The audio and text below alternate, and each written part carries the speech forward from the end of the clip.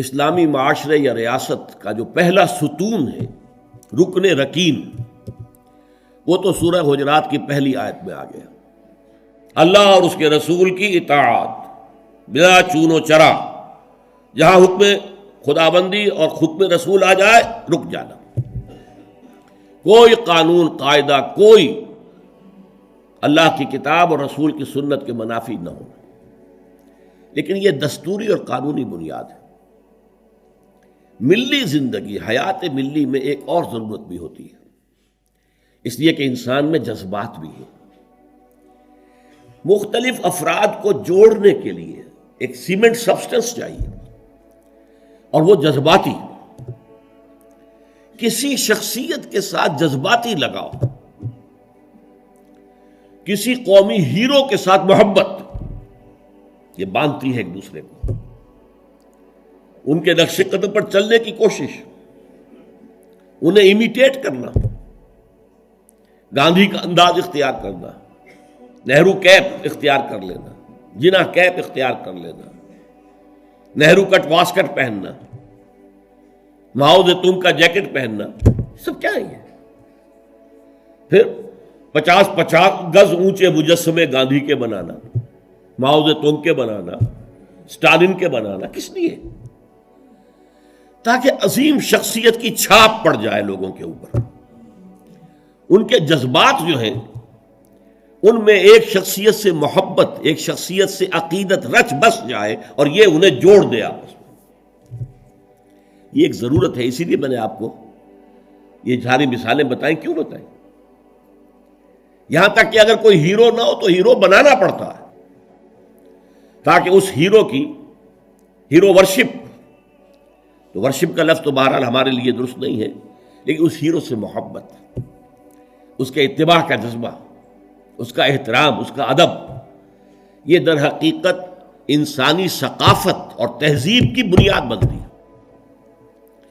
اسلامی معاشرے میں وہ شخصیت جو ہے کوئی مصنوعی بنانے کی ضرورت نہیں ہے، وہ دل آویز شخصیت ہے محمد الرسول اللہ صلی اللہ علیہ وسلم کی۔ ان کی محبت، اللہ کی محبت کے بعد رسول کی محبت، اور پھر ساری محبتیں ان کے تابع۔ حضور نے فرمایا لا یؤمن احدکم حتی اکون احب الیہ من والدہ وولدہ والناس اجمعین، تم میں سے کوئی شخص مومن نہیں ہو سکتا جب تک کہ میں اسے اس کے والدین سے، اس کے بیٹوں سے اور تمام انسانوں سے بڑھ کر محبوب نہ ہو جاؤں۔ اور قرآن مجید میں آپ کو معلوم ہے آیت نمبر 24 سورہ توبہ کی، وہاں تو بہت زبردست دھمکی آئی ہے۔ قُلْ إِنْ كَانَ آبَاؤُكُمْ وَأَبْنَاؤُكُمْ وَإِخْوَانُكُمْ وَأَزْوَاجُكُمْ وَعَشِيرَتُكُمْ وَأَمْوَالٌ اقْتَرَفْتُمُوهَا وَتِجَارَةٌ تَخْشَوْنَ كَسَادَهَا وَمَسَاكِنُ تَرْضَوْنَهَا أَحَبَّ إِلَيْكُم مِّنَ اللَّهِ وَرَسُولِهِ وَجِهَادٍ فِي سَبِيلِهِ فَتَرَبَّصُوا حَتَّىٰ يَأْتِيَ اللَّهُ بِأَمْرِهِ وَاللَّهُ لَا يَهْدِي الْقَوْمَ الْفَاسِقِينَ۔ اے نبی ان سے کہہ دیجئے، دیکھو سن رکھو، اگر تمہیں اپنے باپ، اپنے بیٹے، اپنی بیویاں، اپنے رشتہ دار، اپنے بھائی، اور وہ مال جو تم نے بڑی محنت سے جمع کیے ہیں، اور وہ کاروبار جن میں کساد کا، مندے کا خوف رہتا ہے، اور وہ حویلیاں اور کوٹھیاں اور محل جو تم نے بنائے ہیں بہت محبوب ہیں، اگر یہ 8 چیزیں محبوب تر ہیں اللہ سے اور اس کے رسول سے اور اللہ کی راہ میں جہاد کرنے سے، تو جاؤ دفع ہو جاؤ، ادھر بیٹھو یہاں تک کہ اللہ اپنا فیصلہ سنا دے، اور اللہ ایسے ناہنجاروں کو ہدایت نہیں دیتا۔ تو یہ ہے در حقیقت دوسری شخصیت مسلمانوں کو جذباتی طور پر ایک دوسرے قریب لانے کی۔ جب میرا بھی ایک جذباتی تعلق حضور کے ساتھ ہوگا، آپ کا بھی ہوگا، تو ہمارا یہ حضور کے ساتھ تعلق ہمیں بھی قریب لائے گا ایک دوسرے سے، ان کی محبت کے رشتے میں ہم بندھ جائیں گے آپس میں۔ اور اگر حضور کی شخصیت کے ساتھ کوئی گستاخانہ طرز عمل اختیار کر لیا جائے، ان کی بات کی پرواہ نہ کی جائے، تو پھر ظاہر بات ہے کہ اسلامی معاشرہ جو ہے وہ منتشر ہو جائے گا۔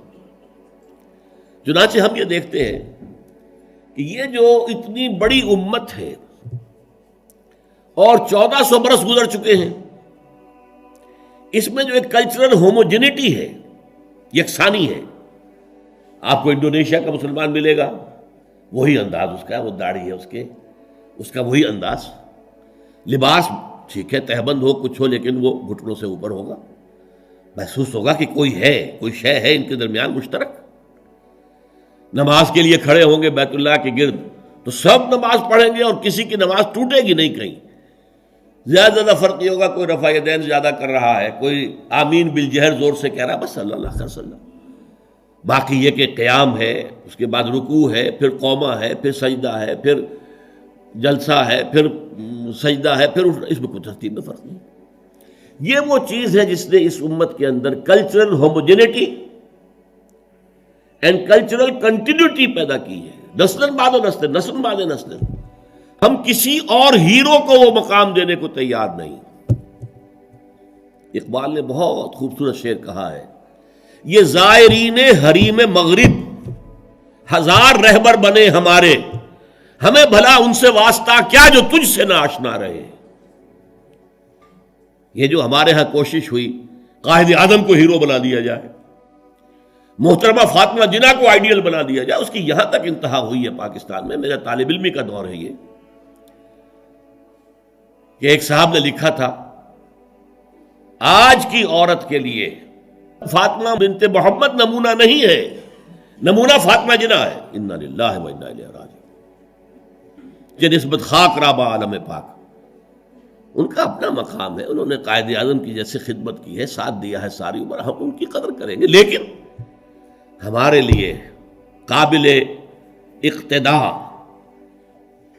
قابل اتباع وہ فاطمہ بنت محمد ہیں، عائشہ زوجہ رسول اللہ ہے صلی اللہ علیہ وسلم، ہم ان کا اتباع کریں گے۔ ہیرو ہمارے وہ ہیں۔ یہ زائرین حریم مغرب، جو مغرب کی تہذیب میں رنگے ہوئے لوگ ہیں، ہزار رہبر بنے ہمارے، ہمیں بھلا ان سے واسطہ کیا جو تجھ سے نہ آشنا رہے۔ ہمارے لیے تو در حقیقت ایک معیار ہوگا، محمد سے جو جتنا نزدیک، ہمارے دلوں میں اتنی ہی اس کی قدر و قیمت ہوگی، محبت ہوگی۔ جو جس درجے میں متبع رسول ہے، اسی درجے میں ہمارے دلوں میں اس کے لیے احترام ہوگا، ادب ہوگا، محبت ہوگا۔ اب اس میں جو رکھنے پڑ رہے تھے، اصل میں اس کے تاریخی پس منظر کو سمجھ لیجئے۔ یہ جو سورہ حجرات ہے، یہ مصحف میں سورہ فتح کے فوراً بعد ہے۔ سورہ فتح سے در حقیقت عرب میں اسلام کی فتوحات کا دائرہ شروع ہو گیا تھا۔ سورہ حدیبیہ کو بھی اللہ تعالیٰ نے فرمایا یہ بہت بڑی فتح ہے جو ہم نے تمہیں دی ہے، انا فتحنا لک فتحا مبینا۔ اگلے سال خیبر فتح ہو گیا، جو سب سے بڑا گڑھ بن گیا تھا یہودیوں کا حجاز کے شمالی سرے پر۔ اگلے سال مکہ فتح ہو گیا، تو فتوحات کا دور شروع ہو چکا تھا۔ جب فتوحات کا دور شروع ہو گیا تو ظاہر بات ہے اب بہت سے لوگ یدخلون فی دین اللہ افواجا، چڑھتے سورج کے تو سبھی پجاری ہوتے ہیں۔ اب اسلام کا وہ دور جو تھا غریبی کا، اور اسلام جو ہے وہ کمزور تھا، ضعیف تھا، وہ دور ختم ہوا۔ وہ چڑھتے سورج کے پجاریوں کی بڑی تعداد اسلام میں داخل ہو گئی۔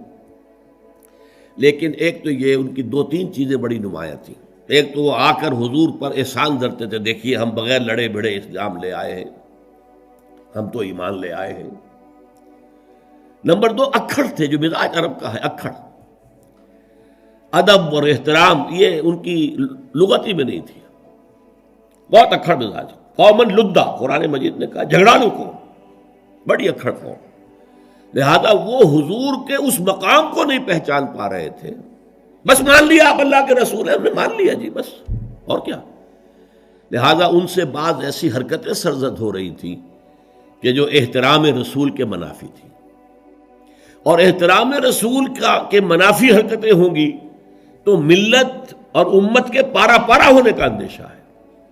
سیمنٹ سبسٹنس جو ہے، جو جوڑ رہا ہے انہیں، وہ ایک تو قانون ہے، اللہ اور اس کے رسول کے احکام، یہ قانونی اور دستوری بنیاد ہو گئی، اور ایک ہے اللہ کے رسول سے محبت۔ ویسے تو محبت سب سے زیادہ اللہ سے ہونی چاہیے، لیکن ظاہر بات ہے کہ اللہ تو وراء الورا ثم وراء الورا ثم وراء الورا، اس کا تو کوئی تصور ہم کرتے ہی نہیں، کر سکتے ہی نہیں، کریں گے تو وہ شرک ہو جائے گا، کفر ہو جائے گا۔ جو بھی ذہن میں نقشہ جمائیں گے وہ اللہ تو نہیں ہے، کوئی اور شے ہے جو آپ نے بنا لی۔ می تراشت فکر ماں ہر دم خدا بندے دیگر، نیا سا نیا خدا بنا رہے ہیں۔ لیکن ایک محسوس پے کرے محسوس حضور کی شخصیت، دل آویز شخصیت، حضور میں رحمت، حضور کی شفقت، یہ تو لوگوں کے سامنے تھی نا. حضور کا اعلیٰ کردار، حضور کی پاک سیرت، یہ تو حضور کے سامنے تھی نا. لہذا اصل محبت کا مرکز جو ہے وہ ذات نبی بن جاتی ہے. از خدا، بہت پیارے الفاظ ہیں اقبال کے، اگرچہ ذرا سا اس میں تجاوز ہے. از خدا محبوب تر گردد نبی، نبی اللہ سے زیادہ محبوب ہو جاتا ہے. حالانکہ جب آپ اصولاً بیان کریں گے تو والذین آمنوا اشد حبا للہ، جو واقعی اہل ایمان ہیں وہ شدید ترین ہوتے ہیں اللہ کی محبت میں. اور جو سورہ توبہ کی آیت میں نے آپ کو سنائی، اس میں بھی پہلے محبت خدا بندی کا ذکر ہے، پھر محبت رسول کا. کہ اگر یہ 8 چیزیں احب الیکم من اللہ ورسولہ وجہاد فی سبیلہ فتربصوا حتی یاتی اللہ بامرہ واللہ لا یہدی القوم الفاسقین. لیکن اللہ تک پہنچانے والا تو محمد ہے نا ہمیں صلی اللہ علیہ وسلم. اللہ کے پیغامات دینے والا ہمیں، وہ تو اللہ کا رسول ہے نا، محمد ہے صلی اللہ علیہ وسلم. پھر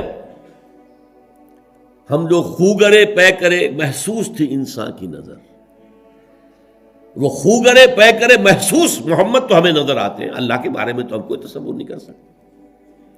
محمد کا کیا کردار تھا صلی اللہ علیہ وسلم اپنی بیٹیوں کے ساتھ، کیسا سلوک تھا اپنی بیویوں کے ساتھ، آپ کیسا، کتنی بڑی مثال تھے سپہ سالاروں کے لیے، کتنی بڑی مثال تھے قاضی القضات لوگوں کے لیے. فیصلے کرتے تھے کہ نہیں، قاضی تھے کہ نہیں، کتنا بڑا اسوہ تھے ہیڈ آف دی اسٹیٹس کے لیے. آپ اس ریاست کے ہیڈ تھے اس وقت. کون سی حیثیت ہے جس میں ہم دیکھیں کہ وہاں پانی کو مرتا ہے اور شخصیت جو ہے اتنی عظمت والی یہاں نظر نہیں آ رہی، ہر پہلو سے عظیم ترین شخصیت.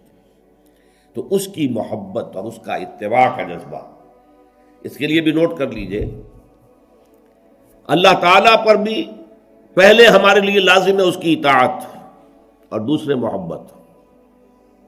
اللہ کی اطاعت اور محبت جمع کریں تو لفظ بنے گا عبادت. اللہ کی عبادت کرو.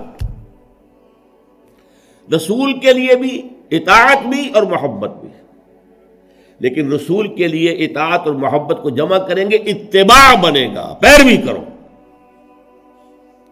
یعنی ایک تو ہے حضور نے حکم دیا، اس پر تو عمل کرنا ہی کرنا ہے، ورنہ تو ہم مسلمان ہی نہیں ہیں. ایک یہ ہے کہ ہم نے خود دیکھا حضور کیا کرتے ہیں، حضور چلتے کیسے ہیں، میں بھی ویسے ہی چلوں. حضور نے اپنے بٹن بند نہیں کیے تھے، میں بھی ساری عمر نہیں کروں گا. حضور فلاں سفر میں اس درخت کے نیچے سے ہو کر گزرے تھے، میں بھی ادھر سے ہو کے گزروں گا. اب یہ حضور کا حکم تو نہیں ہے نا، لیکن ایک جذبہ ہے، نقش قدم کی پیروی، اس کا نام اتباع ہے. تو جب اطاعت کے ساتھ محبت رسول کی شامل ہو جائے گی تو اس کا نام اتباع ہوگا.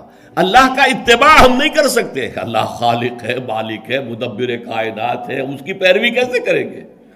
ہاں رسول کا اتباع جو ہے، قل ان کنتم تحبون اللہ فاتبعونی یحببکم اللہ، اے نبی سے کہہ دیجئے اگر تم اللہ سے محبت کرتے تو میرا اتباع کرو، اللہ تم سے محبت کرے گا. تو اللہ کے لیے اطاعت جمع محبت مساوی ہے عبادت کے، اور رسول کے لیے اطاعت جمع محبت مساوی ہے اتباع کے.